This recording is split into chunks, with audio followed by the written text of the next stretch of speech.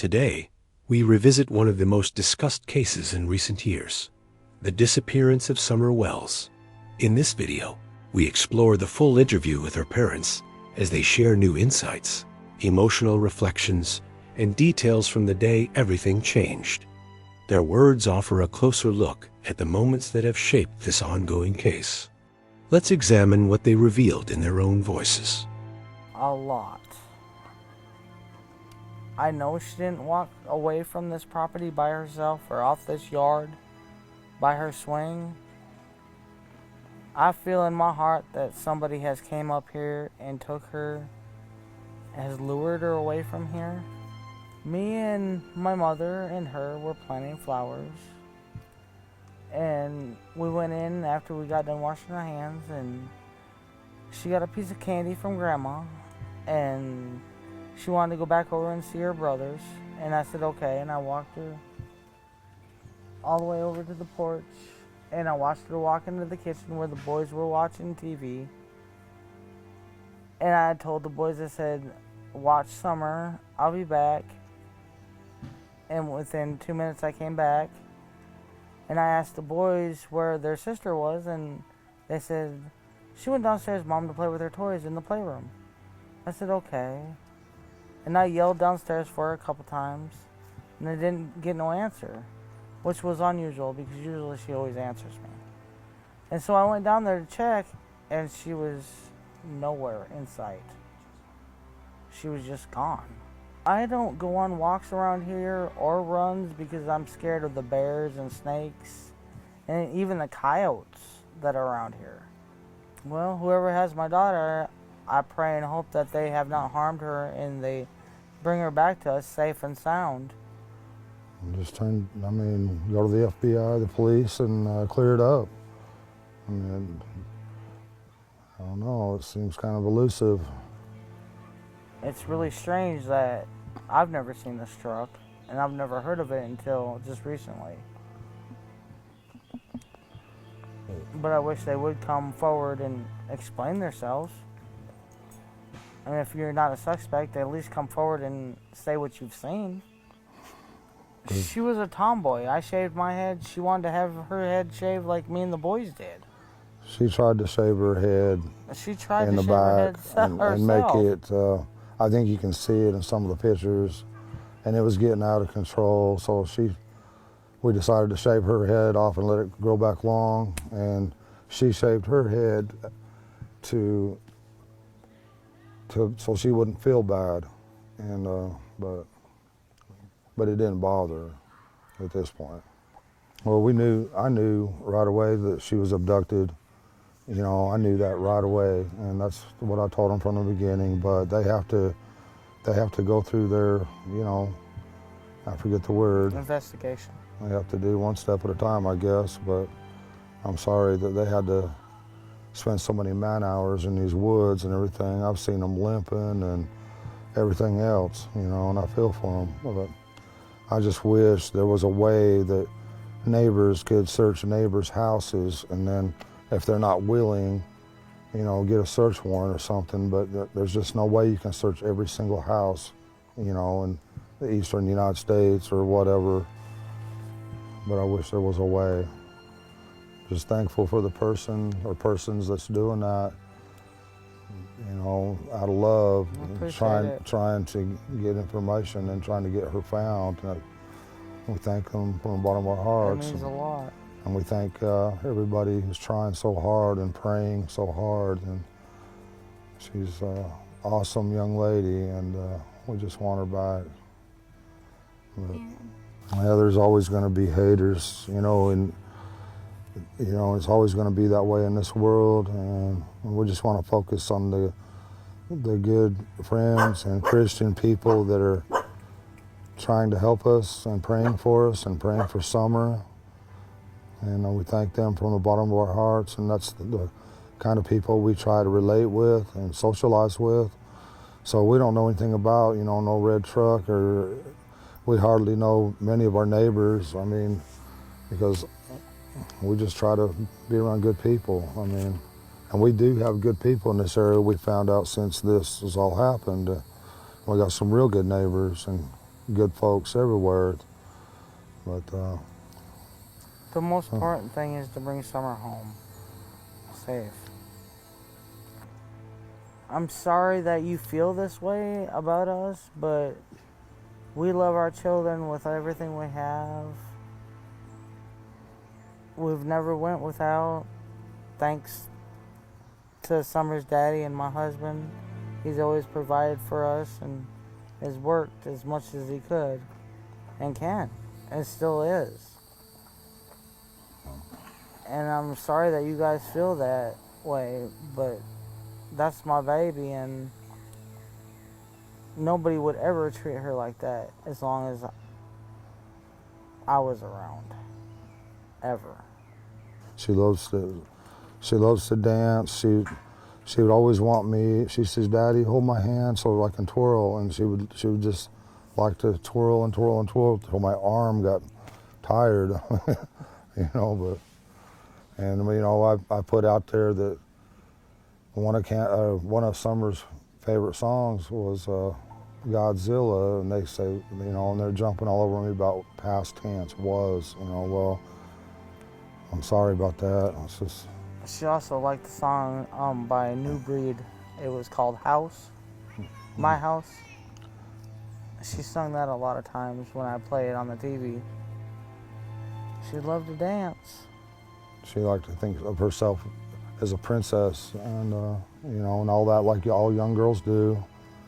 And she loved Frozen. She loved to be that Elsa, and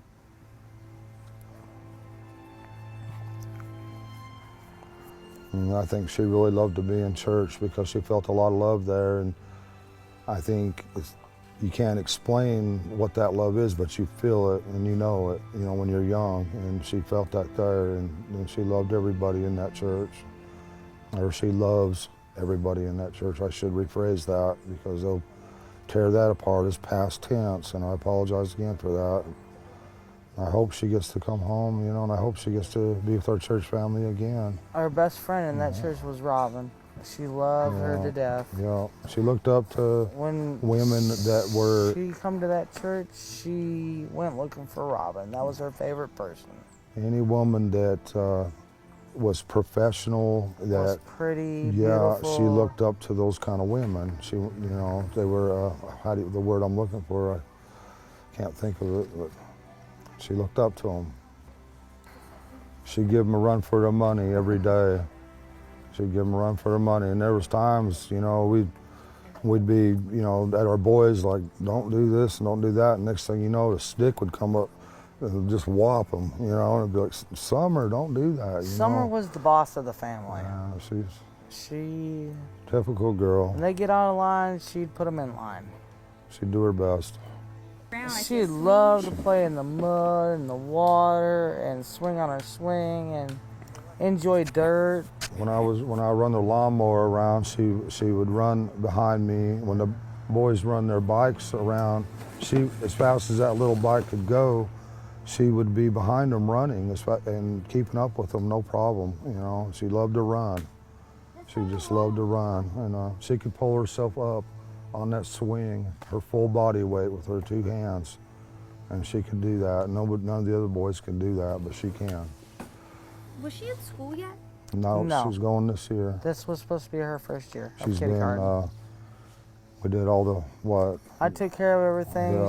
Yeah. I had her already took on all of her shots and registered in the school ready for this year. Yeah. I just never expected for anyone to get a hold of my heart like she has, because I try to guard my heart as much as I can, but she holds my heart in her little hands, and I love her with all my heart.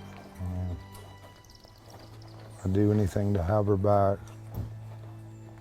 If there's any way you can find it in your heart to please release her somehow. I don't know how you might do that. I mean, 'cause you're probably scared of going to prison for the rest of your life and everything else, I'm sure. But please find it in your heart, have mercy, and find a way of letting her go and where we can get her back. And just please have mercy on her, and you know, and us, and her brothers. And she's such a loving, good spirit. Please, please don't hurt her. Please let her come home. My biggest fear is, you know, her being tormented or locked in a dungeon or basement or something, because she loved to be outside all the time. That was her, unfortunately, her downfall. 'Cause a lot of times the boys would be inside and we'd be like, "Where's Summer? Why'd you leave her out there alone? You know, go get Summer now." You know, and that's happened over and over again. And we'd come out and she would always be close by, but we was always coming up. She had to be outside. She was an outdoor person. And She loved to be outside. Yep. And I'm so afraid that she's locked away.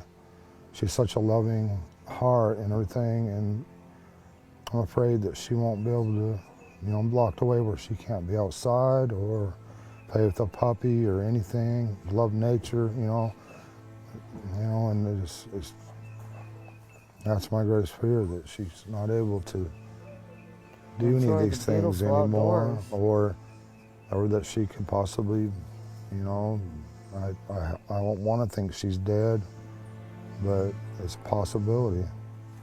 I don't want to address all the negativity. I just want to focus on the positive, because it's so easy to get, you know, lost in that negativity and stuff, and it's just not worth it. So I appreciate y'all for the good things you say and your prayers. That's awesome. When my sister went missing, I was in between Arkansas and Tennessee. I don't know all of what happened or what did happen, but I hope that they find her too and bring her home safely too. Well, yeah, there's nothing. I mean, she disappeared without a trace. They haven't found anything, haven't found a body, nothing. And you know, when you see cases like that, that's why I lose hope on Summer. You know, I want to keep hope, but sometimes I lose hope. Lose it. And I think, well, maybe we won't never see her again, you know. So I start thinking in past tense, sorry. But I'm trying to keep hope up. I'm trying to keep my prayers up and all that. The full interview with Summer Wells' parents provides an important look into how they remember the day their daughter was last seen. Instead of focusing on speculation, this analysis examines the structure of their statements, the emotional cues they share, and the recurring themes that appear throughout their retelling of events.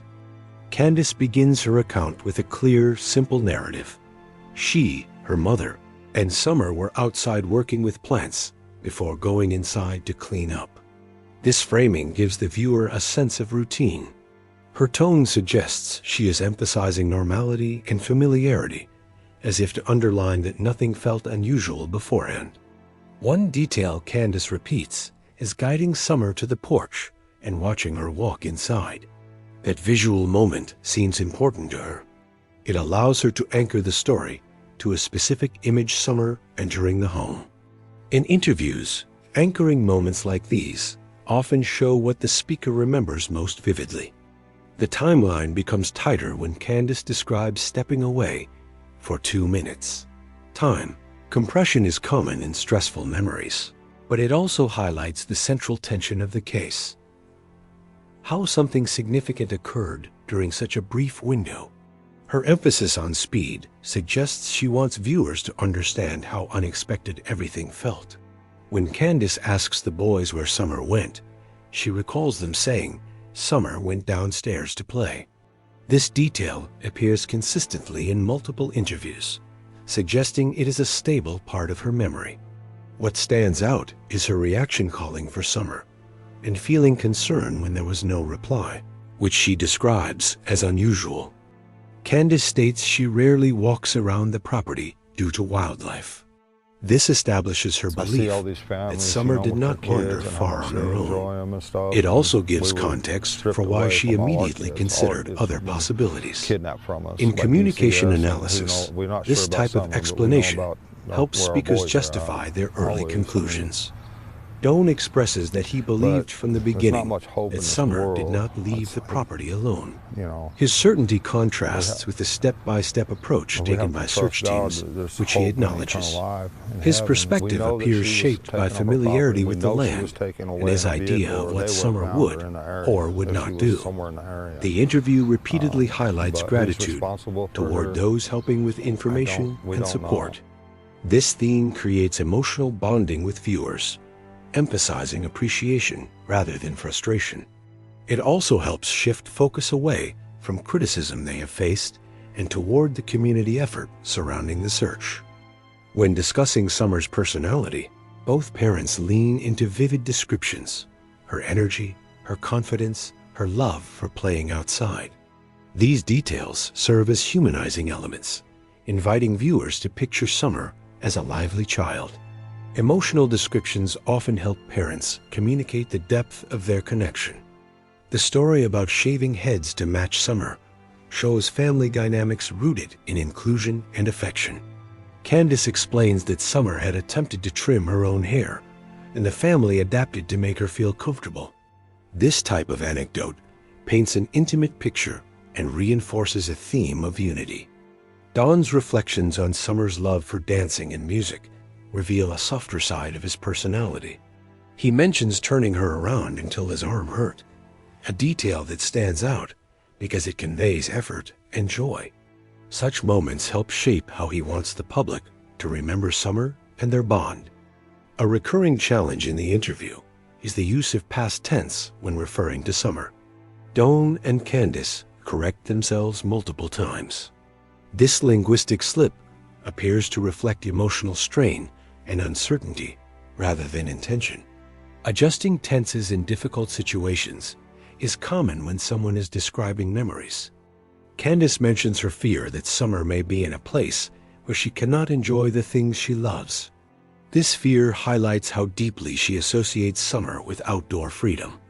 Her thoughts seem rooted in imagining Summer's emotional state rather than focusing on any specific scenario. Don elaborates on his concern that Summer liked being outside so much that she might struggle in unfamiliar or confined spaces. His wording centers on her personality traits: playfulness, independence, energy.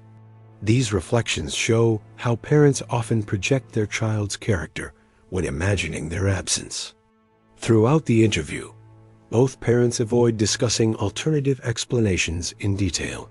Instead, they focus on their emotional interpretation of events. This is a pattern sometimes seen in high-stress situations where individuals rely more on memory of feelings than memory of sequence. Candus references the disappearance of her sister, explaining that the uncertainty from that experience affects how she views the present situation. This connection influences her emotional responses, occasionally leading her to express doubt before correcting herself in an effort to remain hopeful. Don reflects on how similar cases with long periods of uncertainty can affect someone's mindset. His comments show a struggle between staying optimistic and acknowledging the difficulty of not knowing. This internal conflict appears throughout his part of the interview. One notable theme is the family's desire to address criticism without directly engaging with it. Both parents repeatedly return to gratitude and positive support. This approach suggests a deliberate choice to shift public focus toward unity rather than debate. The interview concludes with emotional appeals centered on kindness, hope, and the wish for clarity. These closing remarks reinforce that the family's narrative is built around their memories of Summer, their connection to her personality, and their longing for resolution without assigning blame. Taken together, the full interview offers insight into how Candus and Don process their experience. Through emotional storytelling, strong emphasis on Summer's personality, and repeated efforts to express appreciation. Rather than presenting new information, The interview reflects their internal landscape, one shaped by uncertainty, memory, and the desire for understanding.